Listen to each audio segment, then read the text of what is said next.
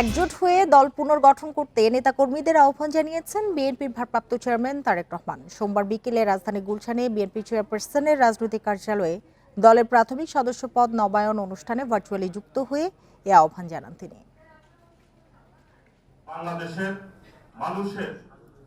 গুলশান কার্যালয়ে দলের প্রাথমিক সদস্যপদ নবায়ন কার্যক্রমের উদ্বোধনী অনুষ্ঠানের আয়োজন করে বিএনপি। প্রথমে দলের ভারপ্রাপ্ত চেয়ারম্যান ও পরে জ্যেষ্ঠ নেতারা প্রাথমিক সদস্যপদ নবায়ন করেন। এ সময় বিএনপি মহাসচিব মির্জা ফখরুল ইসলাম আলমগীর সব জেলা উপজেলায় রাজনৈতিক প্রশিক্ষণ কেন্দ্র চালুর পরামর্শ দেন। বলেন, শুধু স্লোগান যথেষ্ট নয়, মেধা চর্চাও করতে হবে। আমাদের যে কর্মীরা আসে স্লোগান নিয়ে, একটা পতাকা নিয়ে আসে, সাধারণত ভাইদের পিছনে আসে, এসে সেই ভাইদের পক্ষে স্লোগান দিতে থাকে, তারপরে স্লোগান দেয় পূর্ব, পশ্চিম, উত্তর, দক্ষিণ। এটা রাজনীতি না। আমি একটা জিনিস শুধু আপনাদেরকে যেটা বারবার বলতে চাই, যে আমাদের আসলে প্রশিক্ষণের প্রয়োজন আছে খুব বেশি। আমাদের নেতা কর্মীরা আমরা কেন জানি না আমরা রাজনীতি থেকে দূরে সরে যাচ্ছি। বিএনপির ভারপ্রাপ্ত চেয়ারম্যান তারেক রহমান বলেন, গত 15 বছরে বিগত সরকারের দমন পীড়নে বিএনপি বিপর্যস্ত, তাই দল পুনর্গঠন করতে হবে। তিনি বলেন, বিএনপি পুনর্গঠিত হলেই ভবিষ্যতে রাষ্ট্র মেরামত করা সম্ভব হবে। দলকে পুনর্গঠিত, যত শক্তিশালী পুনর্গঠিত ঐক্যবদ্ধ আমরা করতে পারবো, আমরা আগামী দিনে আমাদের 31 দফার মাধ্যমে রাষ্ট্রকে তত দ্রুত আমরা মেরামত করতে পারবো, রাষ্ট্রকে আমরা পুনর্গঠন করতে পারবো। আসুন আমরা আমাদের কাজ শুরু করি আজকে থেকে। ইতিবাচক কর্মকাণ্ডের মাধ্যমে ভবিষ্যতে বিএনপি জনগণের সমর্থন পাবে বলেও আশা করছেন তারেক রহমান।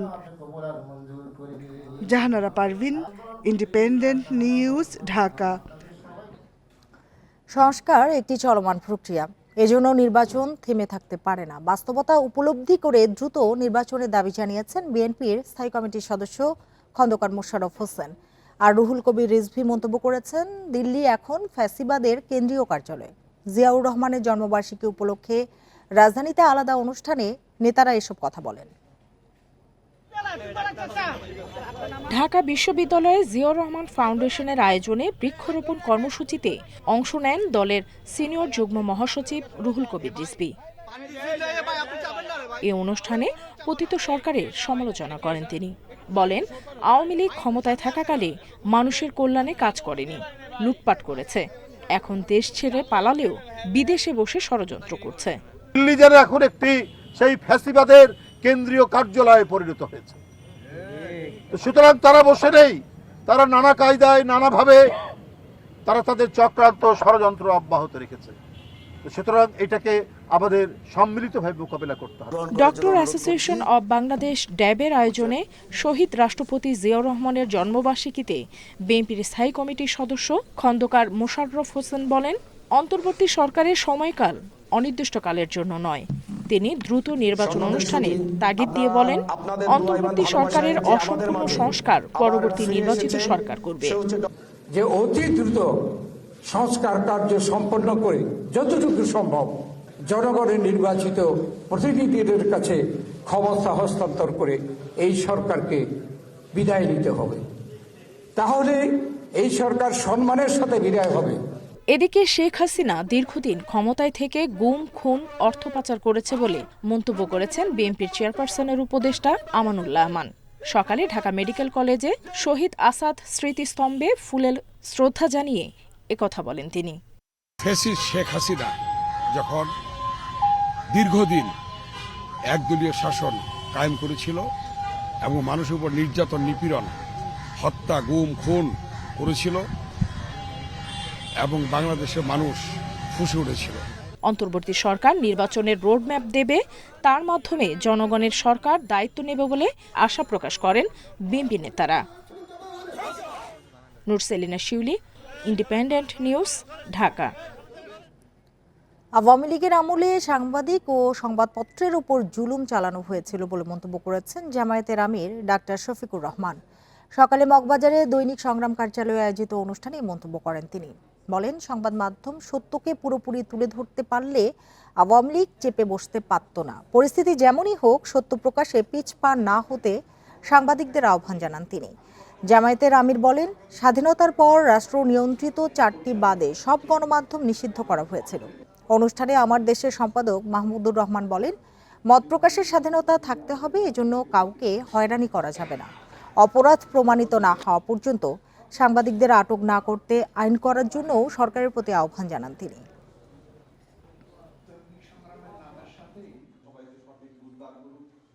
নিউজটা একেবারেই সরাসরি সাদাকে সাদা বলবে, কালোকে কালো বলবে। এখানে মহান সাংবাদিকের নিজস্ব কোনো বক্তব্য এখানে সংযোজন হবে না, আবার সত্য থেকে কিছু বিয়োজনও হবে না। যিনি যেভাবে বলেছেন, যিনি যেভাবে লিখেছেন, তারটা হুবহু সেইভাবে তুলে ধরতে হবে। ফেসিয়াতবাদী আমলে এটা একেবারেই হয়নি। ভোট কেন্দ্র দখল সহ সব অনিয়মের বিরুদ্ধে প্রতিরোধ গড়ার আহ্বান জানিয়েছেন প্রধান নির্বাচন কমিশনার AMM নাসির উদ্দিন। বলেন, যেদিন মানুষ নির্ভয়ে পছন্দের প্রার্থীকে ভোট দিতে পারবেন, সেদিন ইসি মনে করবে ভোটাধিকার প্রতিষ্ঠা হয়েছে। সোমবার সাভারে ভোটার তালিকা হালনাগাদ কর্মসূচির উদ্বোধনীতে এসব কথা বলেন সিইসি। সবশেষ বাড়ি বাড়ি গিয়ে ভোটার তালিকা হালনাগাদ হয় 2022 সালে। সোমবার থেকে বাড়ি বাড়ি গিয়ে নারী, পুরুষ ও তৃতীয় লিঙ্গের ভোটারযোগ্য নাগরিকের তথ্য সংগ্রহের কাজ আবারও শুরু হলো। 2008 সালের 1 জানুয়ারি বা তার আগে যাদের জন্ম, যারা বাদ পড়েছেন তাদের ভোটার তালিকাভুক্তি ও মৃত ভোটারদের বাদ দেওয়ার সুযোগ থাকবে এই হালনাগাদে। নিবন্ধনের জন্য এবার প্রায় 20 লাখ মানুষের তথ্য সংগ্রহ হতে পারে ধারণা নির্বাচন কমিশনের। সোমবার সাভারে নতুন ভোটারের তথ্য সংগ্রহ কার্যক্রম উদ্বোধন করেন প্রধান নির্বাচন কমিশনার। আজকে আমার 18 বছর পূর্ণ হয়েছে, জানুয়ারি 11 তারিখে, তাই এই কারণে আমি আজকে ভোটারে অ্যাপ্লাই করেছি। জুলাই বিপ্লবের পরে নতুন বাংলাদেশে প্রথমবারের মতো ভোটার হতে পেরে আমরা খুবই আনন্দিত এবং গর্বিত। সিইসি বলেন, জুলাই অভ্যুত্থানের ফলে ভোটাধিকার প্রতিষ্ঠিত করার সুযোগ এসেছে। এই বিপ্লবের মাধ্যমে আমরা অধিকার প্রতিষ্ঠার একটা অপরচুনিটি পেয়েছি। ভয় ভীতিহীনভাবে নিজের পছন্দের প্রার্থীকে যেদিন ভোট দিতে পারবে, সেদিন আমরা মনে করি যে ভোটের অধিকার প্রতিষ্ঠা হলো। কেউ যাতে ভোট কেন্দ্র দখল করতে না পারে, ভোটের বাক্স কেড়ে নিতে না পারে, আপনাকে অযাচিতভাবে ইনফ্লুয়েন্স করতে না পারে ভোটারদেরকে, সেই জনপ্রতিরোধ গড়ে তুলতে হবে আমাদের। রোহিঙ্গা ভিনদেশিদের তথ্য সংগ্রহ না করার বিষয়ে আগেই মাঠ কর্মকর্তাদের সতর্ক করেছেন নির্বাচন কমিশনাররা। যাদের বয়স আর্লি 30s, 33, 34 থেকে শুরু করে নিচে, এরা ভোটের স্বাদই পায়নি এবং তারা ভোটের জন্য মুখিয়ে আছে। ভোটার তালিকা থেকেই ভোট হবে, কাজে ভোটের র ম্যাটেরিয়ালস। আজকে যে কার্যক্রম আমরা শুরু করছি, আমার মতে আনুষ্ঠানিকভাবে ভোটের কার্যক্রম শুরু হয়ে গেছে। জুনের মধ্যে ভোটার তালিকা হালনাগাদ কর্মসূচি শেষ করার কথা রয়েছে। দেশে মোট ভোটার এখন 12,36,83,512 জন। মাহমুদুল হাসান, ইন্ডিপেন্ডেন্ট নিউজ, ঢাকা। পাল্টে যাচ্ছে পুলিশ, র্যাব ও আনসারের ইউনিফর্ম। দুপুরে সচিবালয়ে আইনশৃঙ্খলা সংক্রান্ত উপদেষ্টা পরিষদের বৈঠক শেষে স্বরাষ্ট্র উপদেষ্টা বলেন, পোশাক পরিবর্তনের ফলে মনোবল ফিরে পাবে এসব বাহিনী। এদিকে বিএসএফ সীমান্তে সাউন্ড গ্রেনেড এবং টিয়ার শেল ব্যবহার করায় এবার অনুমতি পেয়েছে বিজিবিও। সীমান্তে সাউন্ড গ্রেনেড এবং টিয়ার শেল কেনার অনুমোদন দিয়েছে অন্তর্বর্তী সরকার। জুলাই আগস্ট গণ অভ্যুত্থানে ছাত্র জনতার আন্দোলন দমনের জন্য মারমুখী অবস্থান নেয় আইনশৃঙ্খলা বাহিনী। নির্বিচারে গুলি বর্ষণ, হত্যার অভিযোগে জনতার ক্ষোভের মুখে পড়ে পুলিশ সদস্যরা। আওয়ামী লীগ সরকারের পতনের পর পুলিশ সংস্কারের উদ্যোগ নেয় অন্তর্বর্তী সরকার। তারই ধারাবাহিকতায় পোশাক পরিবর্তনের উদ্যোগ। পুলিশের ইউনিফর্ম রং হবে আয়রন, র্যাবের অলিভ এবং আনসারের পোশাকের রং হচ্ছে গোল্ডেন হুইট। স্বরাষ্ট্র মন্ত্রণালয় আইন শৃঙ্খলা সংক্রান্ত উপদেষ্টা পরিষদের বৈঠকে আলোচনা শেষে এসব রং বাছাই করা হয়। বৈঠকের শুরুতেই কয়েকটি রঙের পোশাক পরা পুলিশ সদস্যদের উপস্থিত করা হয়। বাহিনীর ইউনিফর্ম পরিবর্তনের কারণ তুলে ধরে উপদেষ্টা বলেন, দ্রুত পুলিশের মনোবল ফেরানো জরুরি। ইমপ্লিমেন্ট হবে তো আস্তে আস্তে, একসাথে তো সবাইরে পড়া যাবে না, যেহেতু এই জিনিসগুলি যেসব ধরেন আস্তে আস্তে একটা যে সময় হয় আস্তে আস্তে ইমপ্লিমেন্ট করতে হয়। পোশাকের সাথে সাথে সব কিছু মন মানসিকতা সব কিছুরই পরিবর্তন দেয়। তো আমি বারবার একটা বলি, আপনারা কিন্তু একটা ক্ষেত্রে হলো সবচেয়ে বেশি জোর দেবেন, এই হলো দুর্নীতি। আপনারা যদি দেশ থেকে দুর্নীতিটা রোধ করতে পারেন, অনেক সমস্যারই সমাধান হয়ে যাবে। এদিকে সীমান্তে বিএসএফ সাউন্ড গ্রেনেড এবং টিয়ারশেল ব্যবহার করতে পারলেও বিজিবির সে সুযোগ ছিল না এতদিন। তবে এবার বিজিবির জন্য সাউন্ড গ্রেনেড টিয়ারশেল কেনার অনুমোদন দিয়েছে সরকার।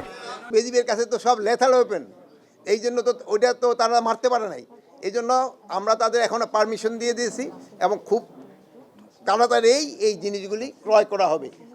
উপদেষ্টা জানান, দেশে বর্তমানে 33,648 জন অবৈধ অভিবাসী রয়েছে। 31 জানুয়ারির মধ্যে তারা দেশ না ছাড়লে আইনি ব্যবস্থা নেওয়া হবে। তাদের নিয়োগদাতাদের বিরুদ্ধে ব্যবস্থারও হুঁশিয়ারি উপদেষ্টার। যে প্রোভাইড করছে তাদের বিরুদ্ধেও আমরা ব্যবস্থা নেব। হাসিফ মাহমুদ শাহ, ইন্ডিপেন্ডেন্ট নিউজ, ঢাকা। এমবিবিএস ভর্তি পরীক্ষায় মুক্তিযোদ্ধা কোটায় পাশ করা 193 জন শিক্ষার্থীর ফলাফল 29 জানুয়ারি পর্যন্ত স্থগিত করেছে স্বাস্থ্য শিক্ষা অধিদপ্তর।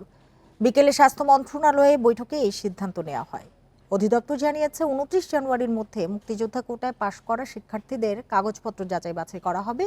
সেজন্য তাদেরকে অনলাইনে কাগজপত্র পাঠাতে বলা হয়েছে। এরপর তাদের সাক্ষাৎকার নেওয়া হবে। এসব প্রক্রিয়া শেষ করে প্রকাশ করা হবে চূড়ান্ত ফলাফল। তবে কোটা বাতিলের বিষয়টি জনপ্রশাসন মন্ত্রণালয়ের এখতিয়ার বলে জানিয়েছেন অধিদপ্তরের মহাপরিচালক। এবছর এমবিবিএস ভর্তি পরীক্ষায় মোট আসন 5,380টি। এর মধ্যে মুক্তিযোদ্ধা কোটায় বরাদ্দ ছিল 269টি আসন। তবে 40 নম্বর পেয়ে পাশ করেছেন 193 জন শিক্ষার্থী।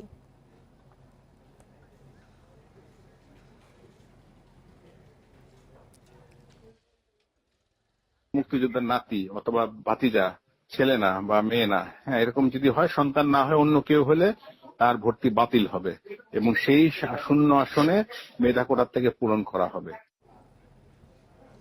গত 3 বছর দেশে প্রতি মাসে মূল্যস্ফীতির তুলনায় পিছিয়ে মজুরি বৃদ্ধির হার।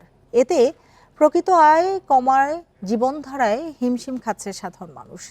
পরিকল্পনা উপদেষ্টাও স্বীকার করছেন, খাদ্যের উচ্চ মূল্যস্ফীতির চাপে আছে নির্ধারিত আয়ের মানুষ।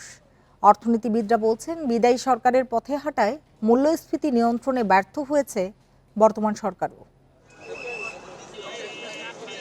বেসরকারি চাকরিজীবী উৎপলবাবুর বেতন গত 2 বছরে বাড়েনি, কিন্তু বাড়ি ভাড়া, নিত্যপণ্যের দাম এক জায়গায় থেমে নেই। তাই বাজারে এসে তার হিমশিম অবস্থা। খেতে যেতাম, মুরগি খেতে যেতাম সপ্তাহে, মাসে একটা বা দুইটা, এখন আমি সেটা খেতে পারি না। ডিম খেতে চাইতে যদি আমার চাহিদা আসছিল আগে, মনে করেন মাসে আমি 30টা বা 40টা আমার মাসে লাগতো, সেখানে আমি 20টা করে আনতেছি। তার মতো মধ্যবিত্তের জীবনেই যখন এমন অবস্থা, তখন নির্ধারিত নিম্ন আয়ের মানুষের কষ্ট ভিন্ন মাত্রার। ব্যয়ের সঙ্গে সঙ্গতি না থাকায় করতে হচ্ছে ধার কর্জ। এই মাসে যে স্যালারি দিচ্ছে, এই স্যালারি দিয়ে আরো হলাদ করে ওই মাসে আবার টানা ইসরা চলে। ধরেন আপনার প্রত্যেক মাসেই আপনার হলাদের উপরে চলতে হয়। শীতকালে সবজির দাম কিছুটা কমেছে, তবে ডাল, ডিম, তেল, চিনি, চাল সহ প্রায় সব ধরনের নিত্যপণ্যের দামেই অস্বস্তি। বিক্রেতারা বলছেন, 3 বছরের ব্যবধানে 50% পর্যন্ত দাম বেড়েছে বেশিরভাগ পণ্যের। নিত্য প্রয়োজনীয় জিনিস আছে, প্রত্যেকগুলো আপনার প্রায় 40-45 আপনার শতাংশ হারে বাড়ছে। পরিসংখ্যান ব্যুরোর তথ্য বলছে, 2022 সালের জানুয়ারির পর 2024-এর ডিসেম্বর পর্যন্ত কোনো মাসেই মজুরি মূল্যস্ফীতিকে পেছনে ফেলতে পারেনি। বিদায়ী মাসে খাদ্য মূল্যস্ফীতি ছিল 12.9%।